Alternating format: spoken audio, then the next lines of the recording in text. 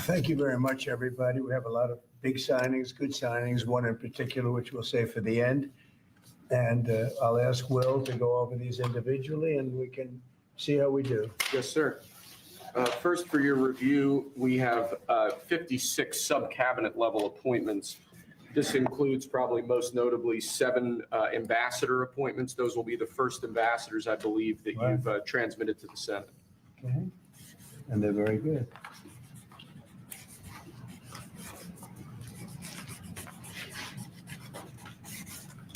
Okay. Thank you, sir. Second, we have acting designations. We're actually designating Doug Collins to be the acting leader of both the Office of Special Counsel and the Office of Government Ethics. You know Doug, everybody on that? He was in charge of the fake impeachment hearings, remember, that I won very conclusively? Fake charges by the radical left Democrats. Okay. Next, sir, the Federal Executive Institute is a program that was set up during the Johnson administration to train senior level government bureaucrats. As you've identified repeatedly in the last few years, the senior levels of our federal government are not adequately serving as stewards of taxpayer dollars, so we're recommending zeroing out that program effectively. We're actually getting rid of a few programs that are just a waste, just really a waste. Thank you, sir. Next, we have an executive order relating to the Foreign Corrupt Practices Act. As you've repeatedly identified, the way that this act has been enforced over the years has been devastating to American business opportunities and business competitiveness abroad. We are essentially ordering the Department of Justice to use its prosecutorial discretion in a way to ameliorate the negative effects of the Foreign Corrupt Practices Act, to allow Americans to do business abroad, and to allow our foreign partners to do business with Americans without fearing unjust prosecution. And for those of you that know this, it turned out to be, it sounds good on paper, but in practicality, it's a disaster. It means that if an American goes over to a foreign country and starts doing business over there legally, legitimately, or otherwise, it's almost a guaranteed investigation, indictment, and nobody wants to do business with the Americans because of it. Nobody wants to do business. They say, look, we can deal with China. They can do whatever they want. We can deal with Russia. We can deal with anybody. And we have a normal life. You deal with America, the FBI gets over there. They don't investigate death and murders on the street in New York and Los Angeles. They go over and investigate a business guy trying to do business. So it made it very, very hard from a practical standpoint to make deals. They want to deal with the Americans, but they don't want to be under investigation every time they speak to American, every time an American makes a phone call to somebody in a different country. It's a disaster for this country. And I guess it was a Jimmy Carter concept, and it sounds so good, but it's so bad. It hurts the country, and many, many deals are unable to be made because of it. Nobody wants to do business because they don't want to feel like every time they pick up a phone, they're going to jail. So we'll sign this, and it takes courage to sign it because you only get bad publicity when you sign it. It sounds so nice. The title is so lovely, but it's an absolutely horror show for America. So we're signing it because that's what we have to do to make it good.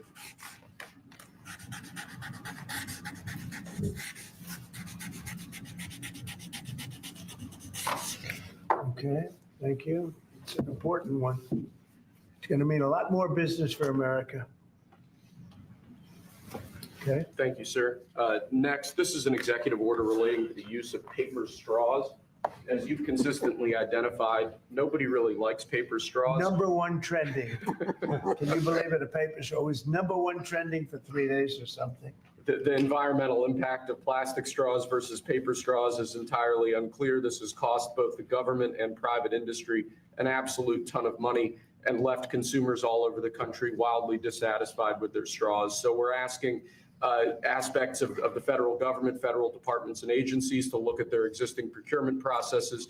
And we're asking your Domestic Policy Council to look holistically at this issue to address it. And it really is something that affects ordinary Americans in their everyday lives. We're going back to plastic straws. These things don't work.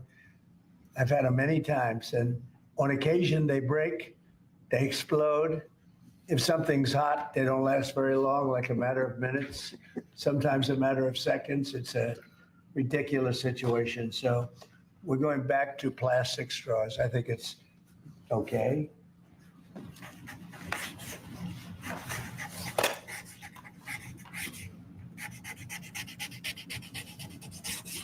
And I don't think that plastic's going to affect a shark very much as they're munching their way through the ocean. Okay. Thank you, sir. Next, we have a full and unconditional pardon for former Governor Rod Blagojevich of the state of Illinois. Good. It's my honor to do it. I've watched him. He was set up by a lot of bad people, some of the same people that I had to deal with. He wasn't quite as successful, but he had somebody that saw what was going on. I didn't know him other than I believe he was on The Apprentice for a little while. He was just a very nice person. He had a fantastic wife. She fought like hell to get him out. He was given a sentence of like 18 years. And there was a sort of a terrible injustice. They just were after him. They go after a lot of people. These are bad people, the other side. So I think he's just a very fine person. And this shouldn't have happened, and it shouldn't have happened to him. And let him have a normal life and let him go out and do what he has to do. So I'm signing this as a full pardon. Rod Blagojevich. Mr. President, are you considering him for ambassador to Serbia? No, but I would. I mean, he's not cleaner than anybody in this room. You got a pardon. He's cleaner than anybody in the room. Okay. Thank you, sir. Next, in 2018, you imposed ad valorem duties, tariffs on imports of steel at a 25% rate. Since that time, a large number of exclusions and exceptions to that tariff rule have been implemented. Because of the damage to the United States steel industry that those exceptions and exclusions have imposed, we're now, this order would reimpose that 25% ad valorem tariff rate on imports of steel, and it's presented for your signature now. Okay. Do you understand what that means? It's a big deal. It's a big deal. This is the beginning of making America rich again.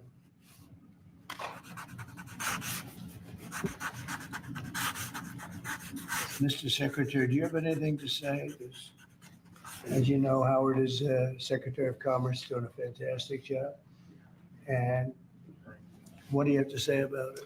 So when you imposed the tariffs the first time, Right. you added 120,000 jobs. And since that time, it's been picked away and nicked away and excluded away. And we've lost 107,000 jobs. And remember, these aren't just general jobs. These are steel workers in America. And now you're going to bring them back. You're going to bring those 120,000 jobs back to America. You are the president who's standing up for the American steel worker. And I am just tremendously impressed and delighted to stand next to you. Mr. President, steelworkers. So let me just make a statement. And essentially, this is another way of saying we're doing a 25% tariff on steel and aluminum. So the failed American trade policies have led our once incredible United States steel and aluminum industries, once incredible, that's once incredible, they're not now, but they're not bad. I saved them because of my first term, totally saved them. If I didn't do what I did, I put massive tariffs, not the highest level, but pretty massive tariffs. We took in a lot of money and we took in a lot of jobs, but we were being pummeled by both friend and foe alike. Our nation requires steel and aluminum to be made in America, not in foreign lands. We need to create in order to protect our country's future, a resurgence of U.S. manufacturing and production, the likes of which has not been seen for many decades.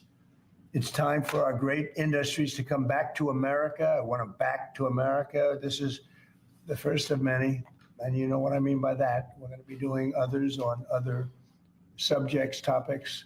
Protecting our steel and aluminum industries is a must, and today I'm simplifying our tariffs in steel and aluminum so that everyone can understand exactly what it means. It's 25% without exceptions or exemptions, and that's all countries, no matter where it comes from, all countries. If made in the United States, however, United States of America, there is no tariff, zero. So if it's made in the United States, there is no tariff. All you have to do is make it in the United States. We don't need it from another country. As an example, Canada, if we make it in the United States, we don't need it to be made in Canada. We'll have the jobs. That's why Canada should be our 51st state. We'll bring back industries, and we'll bring back our jobs, and we'll make America industry great again. So essentially, we're putting on a 25% tariff without exception on all aluminum and all steel. And it's going to mean a lot of businesses are going to be opening in the United States. Now, we're going to be meeting over the next 4-week period, maybe on a weekly basis, and maybe we'll do a couple of them at different times and maybe together. But we'll be talking about other subjects like cars. We'll be talking about drugs and pharmaceuticals. We'll be discussing chips, and we're going to be doing some other things in addition to that, all which will bring in a lot of jobs into our country. Cars is going to be a very big one and a very important one, and America is going to be stronger than it ever was before. Okay, so are you finished with everything, I think? We have aluminum still to sign Okay, here, let's sir. go. So with respect to aluminum, similarly to steel, since 2018, a large number of exceptions and exemptions have been added into the law. This eliminates all of those and also increases the ad valorem tariff rate from 10 to 25%. Mostly the last part is the most important, right? Would you say? Totally. So basically, this is aluminum, the same thing, no exceptions, no nothing. And it's going to bring our aluminum business back and may go higher. I mean, frankly, it may go higher. And we're going to also be talking about we're going to be talking about things over the next 3 weeks that I think will be amazing for our country, amazing for our jobs, and will bring us to a new level of prosperity. And I think, frankly, our allies and our enemies all over the world expected this. They really expected it for years. They really expected it sometime during the Biden administration, but they didn't do anything. As you know, I put tariffs on China. We took in hundreds of billions of dollars with those tariffs, and Biden wasn't able to get them out. He tried to, but it was too much money. He couldn't do it. And we're going to be doing a very concise and, very, it's going to be good. And I don't think if done properly, and we're going to try and do that, we don't want it to hurt other countries, but they've been taking advantage of us for years and years and years. And they've charged us tariffs. Most of them have charged us, almost everyone, I would say, almost without exception. Definitely. They've charged us and we haven't charged them. And it's time to be reciprocal. So you'll be hearing that word a lot, reciprocal. If they charge us, we charge them. If they're at 25, we're at 25. If they're at 10, we're at 10. And if they're much higher than 25, that's what we are too. So that's having to do with everything. That's not just steel and aluminum, but we'll be discussing that over the next couple of weeks. But we will be looking at chips, and we will be looking at cars, and we're going to be looking at pharmaceuticals, and there'll be a couple of other things also in addition. Mr. President, U.S. steelworkers have said that they support this move. But what would you say to American consumers who are worried that prices might But they go up? do support this move? U.S. steelmakers. I love the steel makers. That's good. Well, what do you say to Of course American because they consumers? want to save their businesses. U.S. Steel will now be a very valuable company. Anybody that makes steel is going to be great. Anybody that works in big steel is going to be very happy. But what do you say to consumers who are worried about prices, sir? Oh, I don't think you're going to, no, you're going to ultimately have a price reduction because they're going to make their steel here. There's not going to be any tariff. These foreign companies will move to the United States, will make their steel and aluminum in the United States. Ultimately, it'll be cheaper, but we'll also have jobs, many, many more jobs. Sir, what are you looking at in terms of tariffs on cars and chips?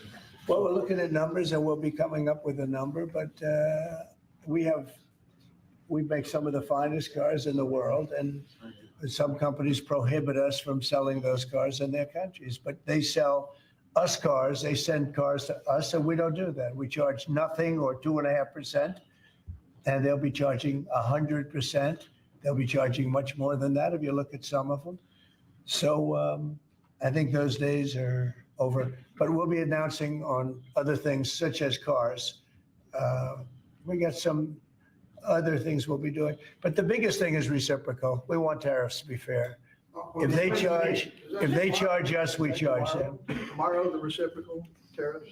We'll be doing reciprocal over the next, I would say 2 days, don't you think? 2 days, yeah, maybe.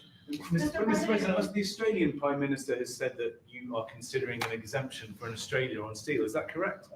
And why? I just spoke to him, very fine man, and he has a surplus.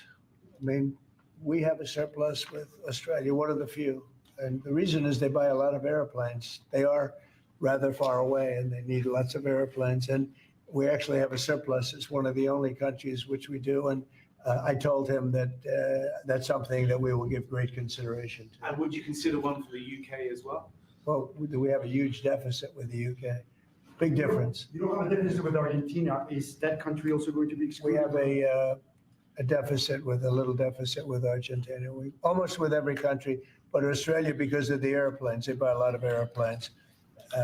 There's a little bit of a surplus. Mr. President, if other countries retaliate, what is your plan for example, farmers? Last term, you gave the money. farmers are going to be helped Could you do that greatly. again? Yeah, the farmers are going to be helped greatly because they're not going to be dumping everything into our country. This would be a great bill for farmers. And in terms of retaliation, if they retaliate, it's, as I said, it's reciprocal. So if they raise it a little bit, then we raise it automatically. So I don't think it helps for them to retaliate. But also remember this, they can't really retaliate because we're the piggy bank. We're the piggy bank. But if we don't do this, we won't be the piggy bank for long. We won't be much of a country. Mr. President, you see that report, sir, that Hamas was going to stop releasing Israeli hostages, and what was your reaction? I think it's terrible. Look, I looked at the hostages that came in, and they're emaciated. It looked like something out of the 1930s. It's an absolute disgrace. And I think they saw the way the world viewed it, and they're looking for a reason not to send more because they're all, you take a look at that, it looks like it was a concentration camp, which essentially it was. It looks like they came out of the Holocaust. And what a sad thing. One of them was a young man, good-looking guy, a little bit heavier than perhaps he could have been, and now he looks like he's not even recognizable. Not even Is the recognizable. ceasefire deal at risk of falling apart? Look, I can tell you that those people have been badly hurt, both mentally and physically. I'm talking about the young women that came out also previously. And I think one of the reasons they're doing this is because they're probably sending the best. What you see is probably the best because they want to send people that look at least healthy. And that's not healthy. These people have been badly hurt. They've been interviewed by our representatives. They've been interviewed by Israeli representatives, and they're really hurting. They are really hurting mentally and physically. And I think Hamas is looking at that and saying, well, it's not going to get much better than that because they probably send out their best as a representative, and they've got more to send out. And they probably feel that they can't do that because it's not going to make them look very good. But if they delay that, sir, should the ceasefire then be off? Well, I would say this, and I'm going to let that because that's Israel's decision. But as far as I'm concerned, if all of the hostages aren't returned by Saturday at 12 o'clock. I think it's an appropriate time. I would say cancel it and all bets are off and let hell break out. I'd say they ought to be returned by 12 o'clock on Saturday, and if they're not returned, all of them, not in drips and drabs, not 2 and 1 and 3 and 4 and 2. Saturday at 12 o'clock, and after that, I would say all hell is going to break out. And I don't think they're going to do it. I think a lot of them are dead. I think a lot of the hostages are dead. I think it's a great human tragedy what's happened, how people can be that mean to do. I mean, the one guy was laughing when a hostage he thought his family was alive, found out the family was dead, and his captor, so to speak, started laughing because he thought it was so funny. You know, this is a different group of people. No, I would say Saturday at 12, we want them all back. I'm speaking for myself. Israel can override it. But from myself, Saturday at 12 o'clock, and if they're not here, all hell is going to break out. And Mr. President, in an interview this weekend, Mr. President, in an interview this weekend, you said that Palestinians would not be guaranteed the right to return to Gaza if the U.S. were to develop it. What did you mean by that? And under what We've spoken to a lot of Palestinians. They would love to leave Gaza if they could find a place to be. And I've spoken to various leaders of various countries in the not so, distant area from where we're talking about, the Gaza Strip. And I think they were very positive about providing land. What we need is land. leaders? And if we could build a nice place for people to live safely, everybody in Gaza would do it. They've been persecuted. They've been spit on. They've been treated like trash. And they would love to get out of Gaza. But until now, they never had an alternative. Now they have an alternative. And as far as Hamas is concerned, you're seeing the real Hamas now with the hostages. But what if they don't leave? On Gaza, you have the Wall Street Journal, sir. The Jordanian leader is coming in to see you. Folks in Jordan have expressed opposition to taking in more Gazans, more Palestinians. How are you going to convince him to do otherwise? I think he'll take. I do think he'll take it. I think other countries will take also. They have good hearts. I think they'll take. But what about the Palestinians who just won't leave? Our team has spoken to many in Gaza. They're all that say it's going their to home. leave when they have a place that's a better alternative. When they have a nice place that's safe, they're all going to leave. It's a hellhole right now. But how are you so sure? Would the U.S. force them to leave? You're going to see that they're all going to want to leave. Mr. President, when you say after Saturday at noon, there's an American hostage who's still being held by Hamas right now. Are you worried about his life? Who knows? Are they alive? Are they not alive? But I saw the condition. When I saw the condition of the last ones that came out, and the women too, everybody. The one woman had her hand blown off because she was trying to stop a bullet being fired at her, okay? Kind of a situation as that. You saw her.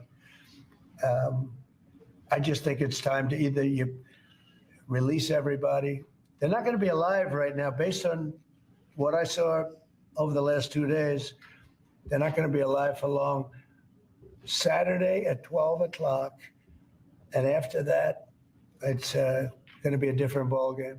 Mr. President, when you say all hell is going to break loose, are you speaking about retaliation from You'll Israel? find out, and they'll find out too. Hamas will find out what I mean.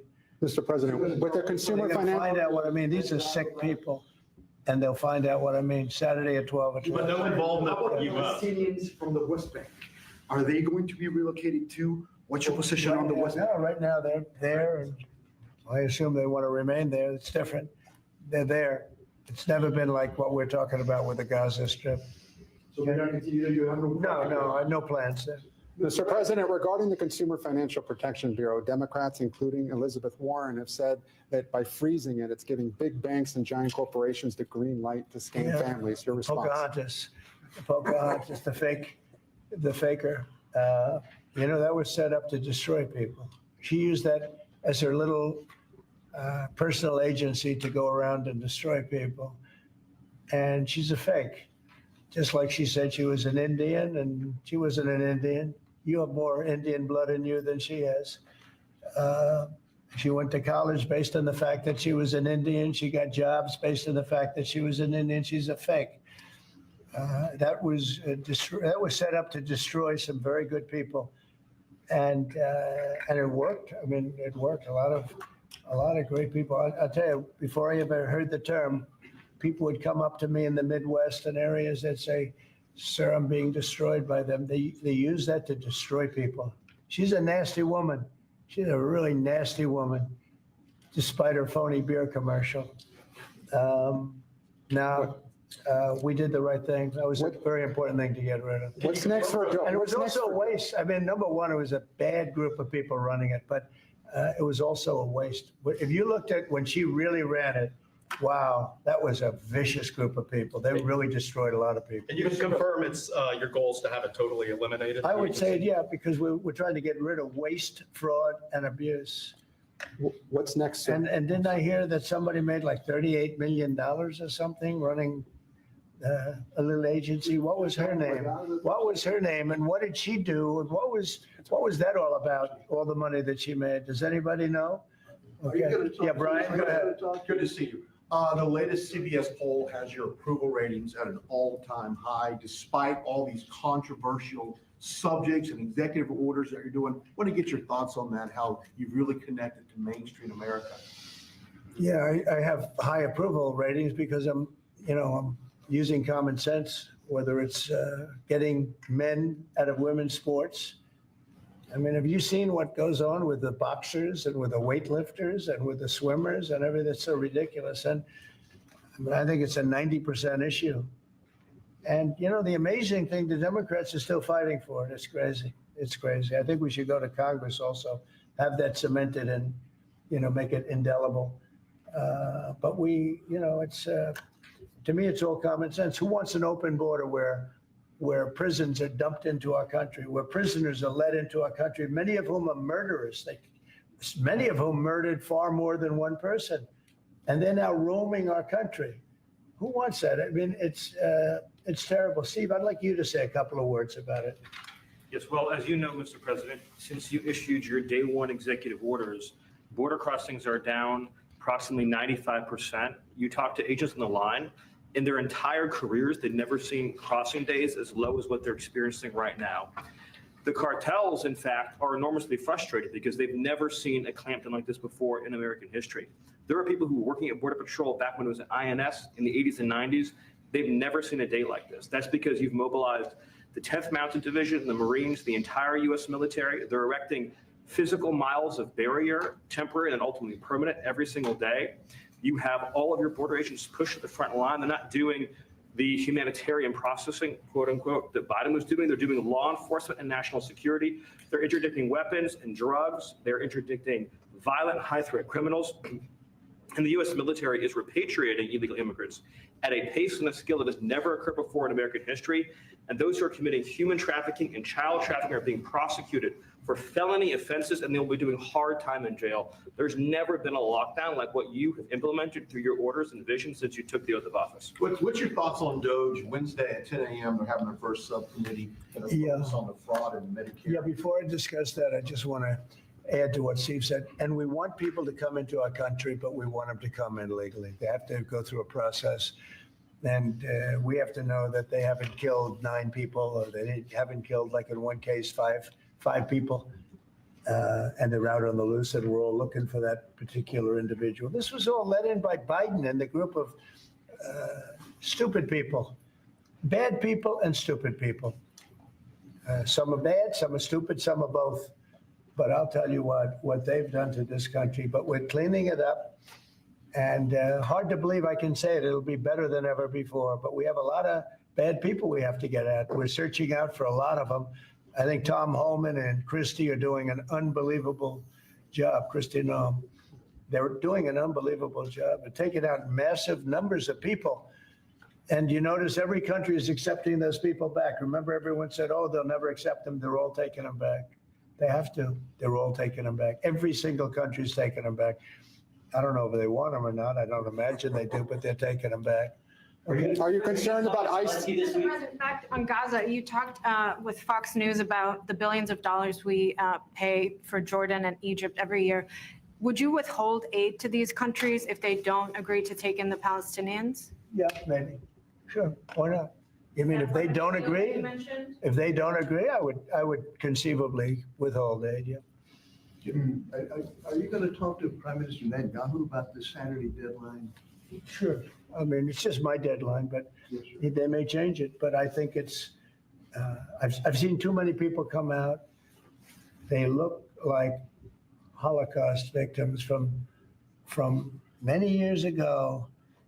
I've never seen anything like it. I didn't think this could happen in this world today. You know, we think we have a civilized world. It's not civil. These are bad people we're dealing with. So that would be my suggestion. And you can open it up or not open it up, but that would be mine. Do you have anything to say about that? Your commerce, but you have a lot to say from the standpoint of your faith and your religion.